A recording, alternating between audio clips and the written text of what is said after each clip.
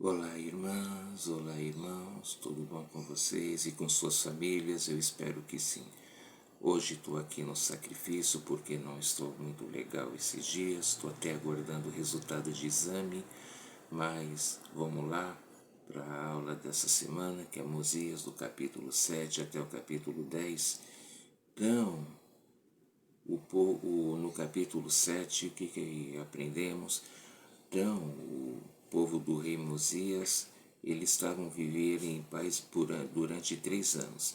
E eles queriam muito saber o que aconteceu com seus irmãos que estavam lá na terra de Lei-Nefe. E ele enviou 16 de seus homens fortes, entre eles Amon, que era descendente de Zaraela. E depois de viajar 40 dias, chegaram a uma colina em Silom. Desceram para a terra de Nefe e encontraram o rei, e ele foi preso com seus 3 irmãos. Depois de 2 dias presos, eles foram interrogados pelo rei Lime. E o Iamon explicou sua real intenção de quem ele era descendente. Então, eles queriam saber o que havia acontecido, com seus irmãos que estavam aí na terra de Leinef. E o que pudemos aprender? E Amon, ele era tão sincero que ele convenceu o rei, que por sua vez lhe contou que eles estavam sob o jugo dos lamanitas e estavam pagando um imposto muito caro. Então, ou seja, a condição dos nefitas que estavam nessa terra, vamos entender porquê. Então, eles estavam sobre o jugo dos lamanitas, que os estavam explorando, porque os lamanitas eram um povo preguiçoso e idólatra. E estava explorando eles e estava pondo um imposto muito difícil de se pagar. E aí, como Amon havia sido convincente, para o rei, então ele, no versículo 17, ele marcou o rei para uma proclamação para todo o seu povo, para que eles se reunissem no templo, para que lá eles pudessem se entender. Então, o templo, mais uma vez dizendo, é o lugar que a gente sempre deve procurar ir, tanto quanto for possível. Aí no versículo 19, aí eles estavam explicando e falaram: portanto, levantai a cabeça e regozijai-vos, e ponde vossa confiança em Deus, naquele Deus que foi o Deus de Abraão, Isaque e Jacó, e também naquele Deus que tirou os filhos de Israel do Egito e fez com que atravessassem o mar vermelho em terra seca, e alimentou-os com maná para que não perecessem no deserto.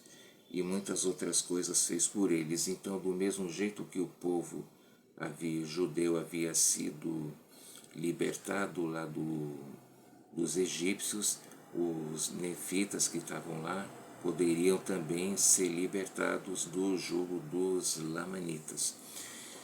Então, e aí muitas coisas foram ditas e explicadas.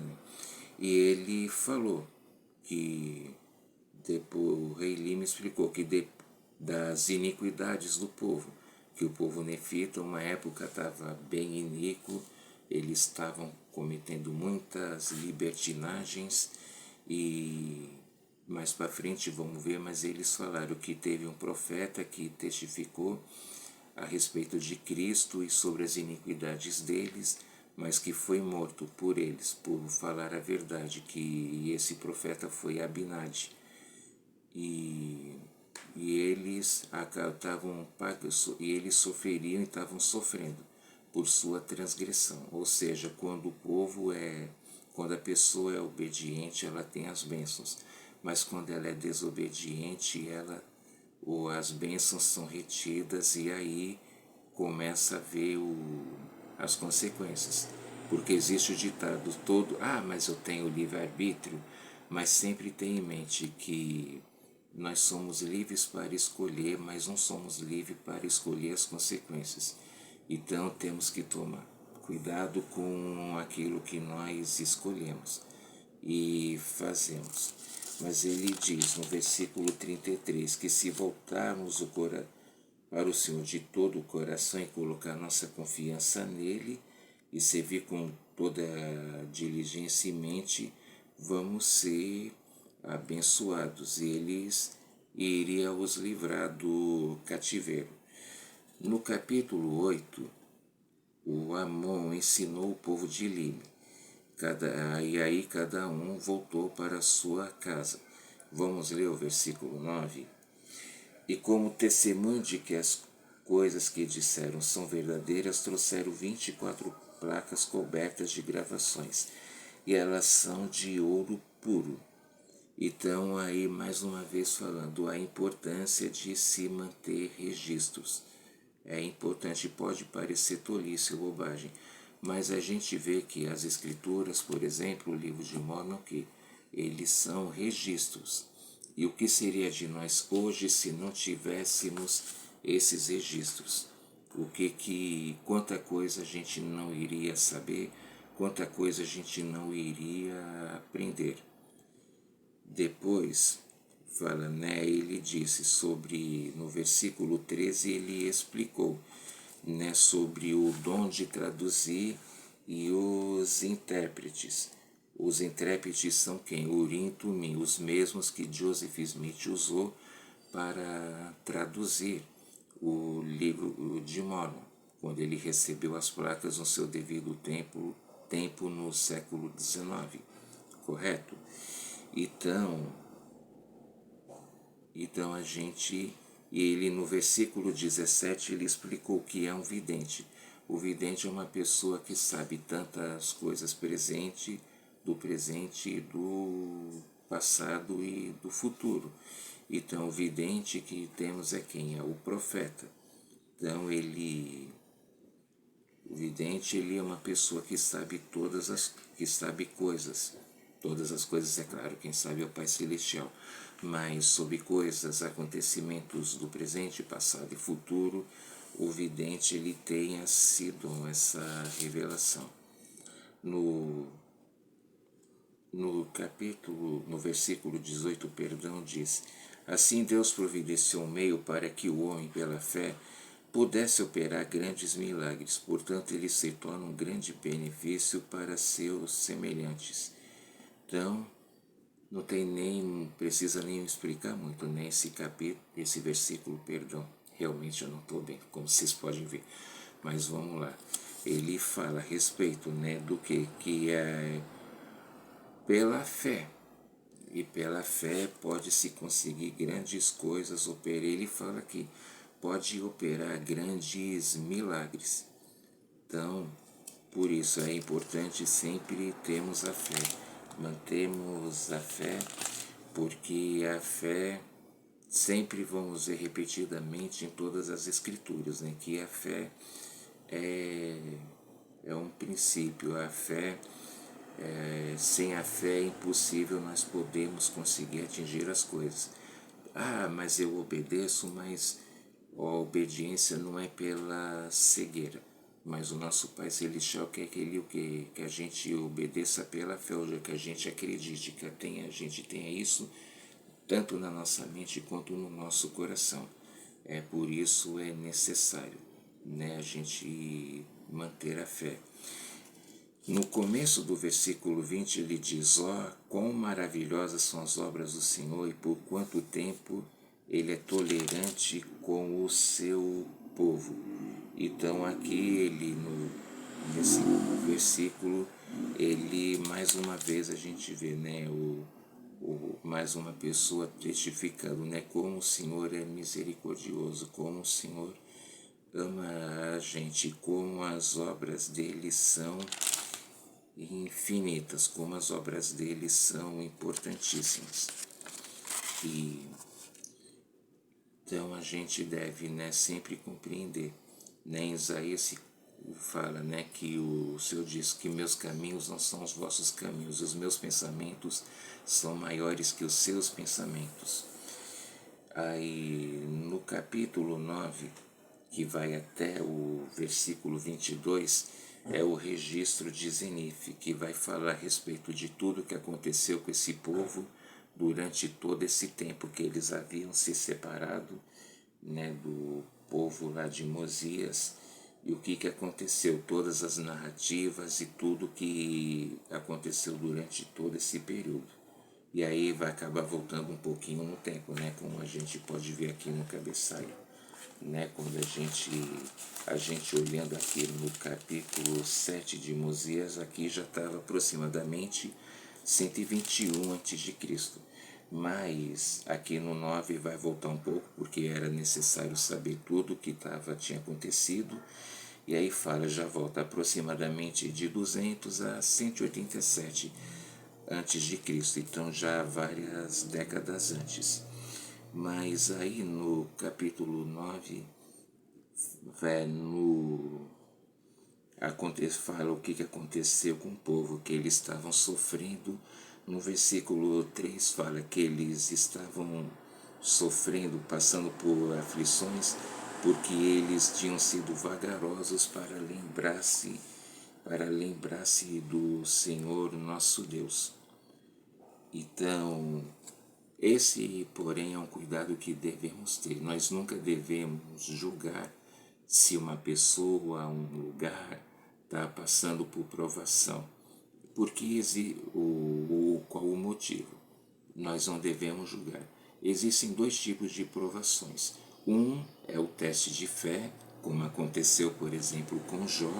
As escrituras relatam que Jó ele era obediente, que ele em nada ofendia ao Senhor, nem pensamentos e nem palavras, nem obras, mas ele foi testado na sua fé. Quanto mais ele era testado, mais ele se mantinha firme. Mas os amigos de Jó, alguns ficaram, se é que aquele era amigos, ficaram pentelhando, não, acusaram Jó de desobediência, mas Jó não tinha sido desobediente. E outro tipo de provação pode ser a consequência em função da desobediência a um ou mais mandamentos. Porém, não cabe a nós julgar. Nós temos que entender que todos são filhos do Pai Celestial, que todos têm o direito ao arrependimento, desde que, claro, elas não tenham cometido o pecado imperdoável, que é derramar o sangue inocente, que é o assassinato a sangue frio, ou negar o Espírito Santo. Mas o que cabe a nós é ajudar a pessoa, caso encontrar o caminho do arrependimento. Então, e no versículo 9 fala que eles trabalhavam, eles cultivavam solo, cultivaram tudo, né? Todas as sementes de milho, trigo, cevada, frutas, e eles começaram a crescer, multiplicar bastante na terra. E só que aí tinha um porém, o povo lamanita era muito preguiçoso e idólatra. Eles estavam lá explorando o povo nefita, que ele estava lá sob o jugo deles, e o rei Lamã, que era o rei dos lamanitas, ele com um plano maligno lhes deu a terra. Mas ele fez isso com quê? Com a intenção de fazer eles trabalhar para poderem lucrar com o trabalho deles. E ele começou a atiçar seu próprio povo, o Lamanita, contra os nefitas. E aí fala que no 13º ano, esse número, hein? Esse número 13 sempre dá problemas, hein? Bom, aí houve, né, que estavam lá, houve matança e roubos, e alguns nefitas conseguiram, teve nefitas que conseguiram escapar. E aí a batalha foi grande e tal, mas os nefitas acabaram tendo uma vantagem, né? E conseguiram, a perda deles foi bem, apesar de terem perdido vários irmãos, mas eles levaram vantagem e conseguiram, né, se sobressair. Então, no 17 e 18 fala que eles saíram, porém os nefitas, com a força do Senhor para poder batalhar. Porque ele fala, porque eu e meu povo clamamos fervorosamente ao Senhor. para se livrar dos seus inimigos. Então, e no 18 falei, o Senhor ouviu o clamor, a oração deles, e eles conseguiram, né,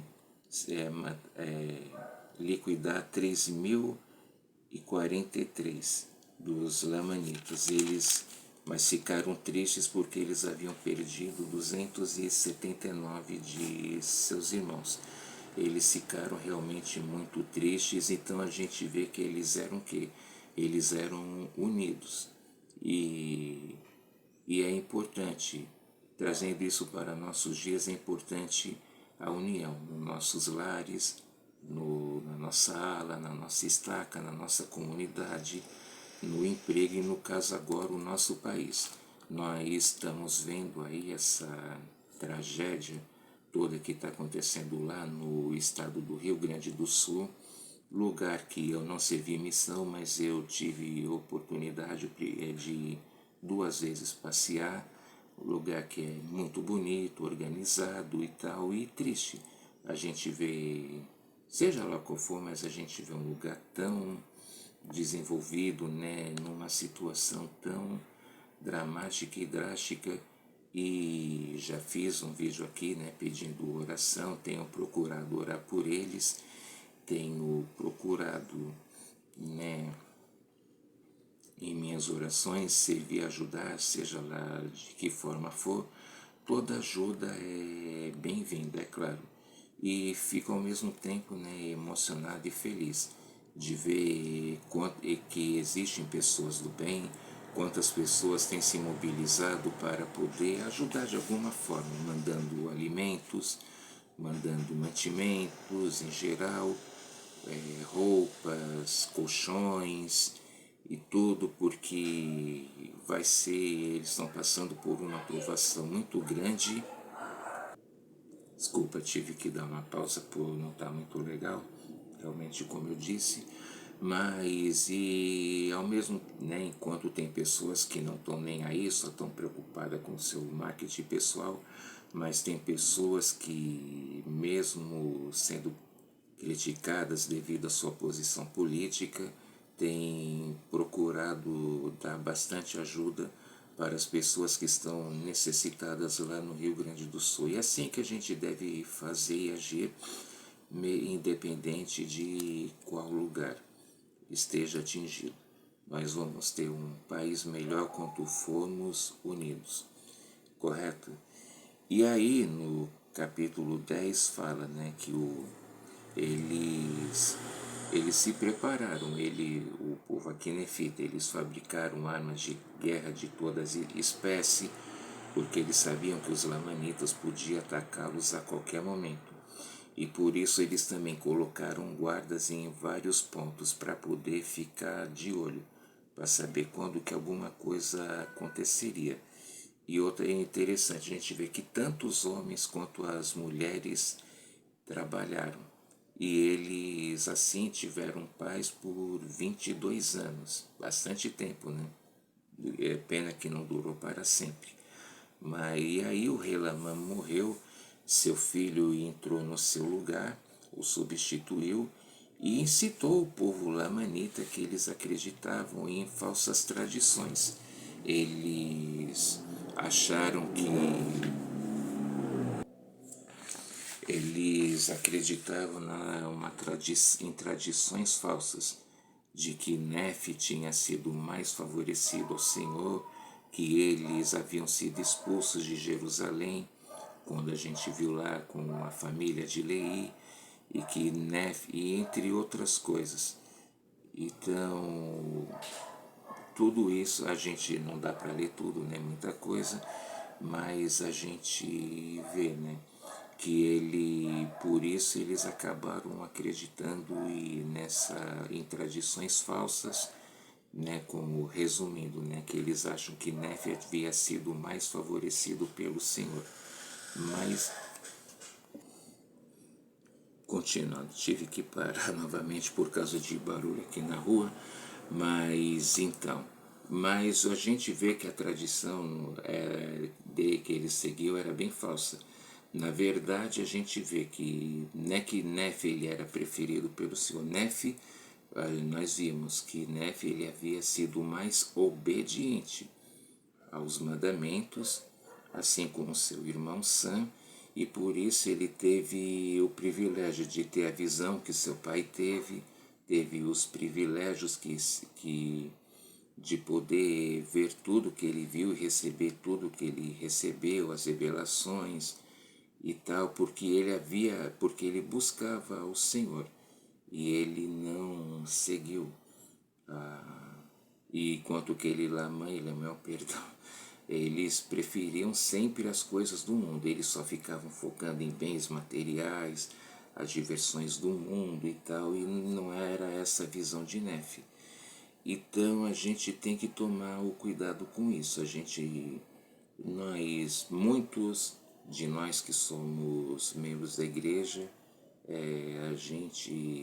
eu por exemplo, no meu caso, a gente cresceu tendo algo com tradições que são bem comuns aqui no nosso país e tal. Né, alguns, como meus filhos, né, e outros já tiveram o privilégio de nascerem membros da igreja, de nascerem no convênio, mas claro que a gente que foi um choque, né? De repente, como não, isso tá errado, isso é assim, isso é tal. Mas então a gente tem que tomar sempre cuidado, se manter firme no Evangelho, porque o nosso testemunho vai influenciar gerações. Nossa fé vai influenciar gerações. A própria fé aqui que a gente vê, a obediência que a gente vê, profetas e outras pessoas do livro de Mórmon que foram obedientes e tal, assim como a gente vê na Bíblia, em Doutrina e Convênios, é grande valor, a gente vê como que, passado tantos séculos já, como as palavras deles ainda nos influenciam. Então, e qual é o legado que nós estamos deixando para nossos filhos, para nossos netos no futuro, enfim. Então, isso que a gente sempre deve deixar em mente, a gente sempre procurar fazer o caminho do bem, procurar fazer a vontade do Senhor e não de ficar seguindo as coisas do mundo. Eu espero de verdade que vocês tenham gostado desse vídeo. Me desculpe que hoje o barulho aqui da rua tá terrível e que eu também não tô legal, tive que pausar várias vezes. Eu tô aqui no sacrifício, né? Mas espero que vocês gostem e espero estar melhor no próximo e que vocês tenham ótimo fim de semana, uma boa aula no domingo e até a próxima.